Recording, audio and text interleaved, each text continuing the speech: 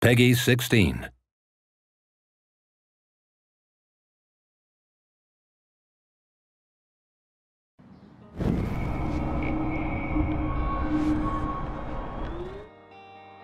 One of the main features of the game is, of course, the power of Max. She is able to rewind time. We knew we wanted to do something with the rewind mechanic that we had explored in Remember Me, and we started thinking of what can it mean in another context, and we started to bounce ideas around. Very soon, this idea of choice and consequence and being able to rewind them came about. You know, what does choice mean when you're able to rewind through them?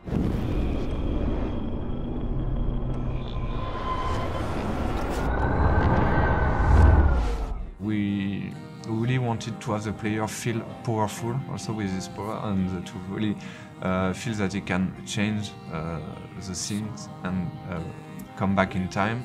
The game could exist without the rewind. It could be an classic adventure game, really interesting, I think, but this new layer allows the player to have a different experience, be able to see the direct consequence of a different choice. You could be happy with the outcome of the first episode, how it ends, and regret maybe later your choices and wish you have do something different. The player will want to have several walkthroughs to make sure they see all the outcomes.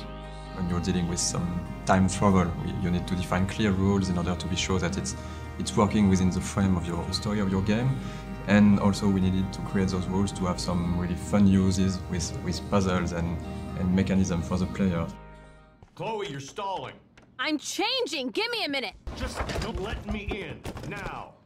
Please. 1 second! I'm changing! Give me a minute! Please. 1 second! My bra is stuck. I'm not screwing around, soldier. Chloe, open this door. So the idea is when Max is rewinding, she's keeping every knowledge she has. A bit like in the movie Groundhog Day, when I just spoke to you, I rewind, I remember everything you told me, and I can use it again when talking to you.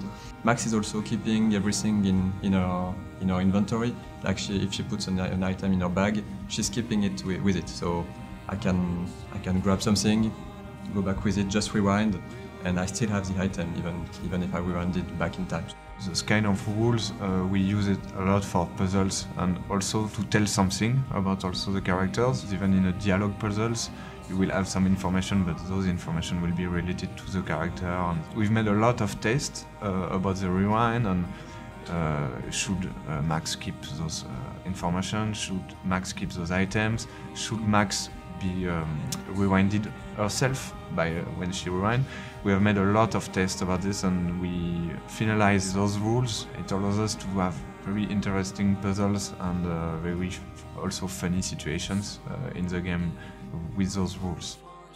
Max is not moving when she rewinds. This is also for the player something much more powerful, to be in a scene, to rewind the scene and to see all rewinded instead of being rewinded. Of course, we keep this rule since the beginning, nearly the beginning. The guys in the beginning were saying perhaps it could be better not to have it in the game, but we insist and we find the proper solution. And also for the artistic style, it's great. It's so crazy to see it, and Max also from the beginning, and what she is now is amazing. The work they have done is I'm just happy. Yeah, it was my little input, and they have done something great. So it's magic. It's all about finding solutions to problems, because when you design a mechanic, it never works in the first time. So even though it might sound cool, like the rewind gameplay, it's only when you put it in the game and you test it, and then you find that it's flawed, that you can iterate again on it, and that's really cool to improve stuff that we designed before. The rewind power is giving nightmares to developers and to level designers, but at the end it's a very powerful tool for Max and also of course for the player.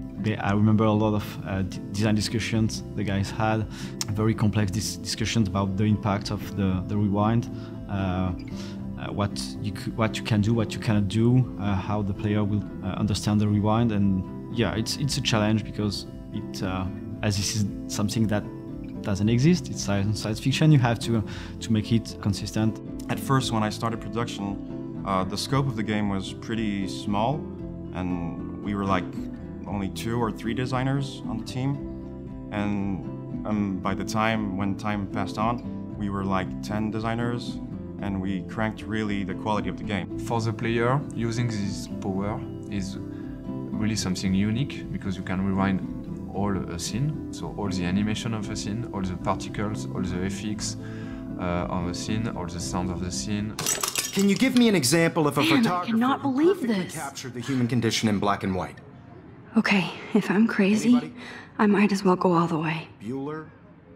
Can I actually reverse time? Since Max is a photographer and the visual of the game are linked to this photographic feeling and also nostalgic feeling, for the rewind effect we developed some new post processes and new visual effect looking like the film is burning when you reach the limit of your power, when Max is getting some headaches because she cannot rewind further in time, or when she's rewinding we have this double exposure feeling like two different times are overlapping or framing at the same moment. So we are using all those visual effects to give a nice feeling with the rewind, to really show the player that is going back in time and to be something that's quite rewarding and really cool to look at when you're rewinding. The camera burn effect is present, and there is an overlay of light leaks like in a broken camera, and it presents a twirl effect. As if the celluloid, the film, is twisted away before burning. We add on top of that a layer of burning, and this is achieved by using screen space particles that overlaps.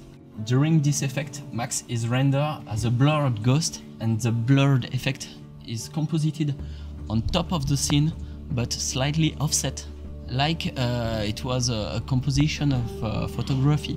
What we want to achieve is to see a reminiscence of Max. It's not the actual Max, but to overprint a ghost of what she has done previously. It's still a story of a character with a rewind power, so there is this story arc that is quite sci-fi, but there is also all those elements of real life that we wanted to deal with, and that's why the game is called Life is Strange. It's also something that's really important for us to talk about those real characters and real issues that some of our players might have experienced themselves already. Seeing people play the game will be the best reward. We've made some playtests, we've seen people giving us their feedbacks, and as soon as you see someone doing a specific thing that's a part of the gameplay that's not mandatory, you see people explore, people enjoying small stuff, smiling, having fun. It's the best feeling you can have.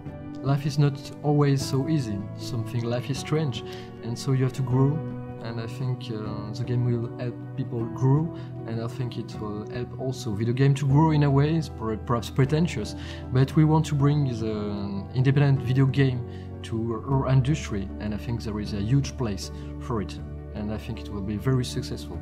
Thanks to Square Enix, who were the first to believe in the project.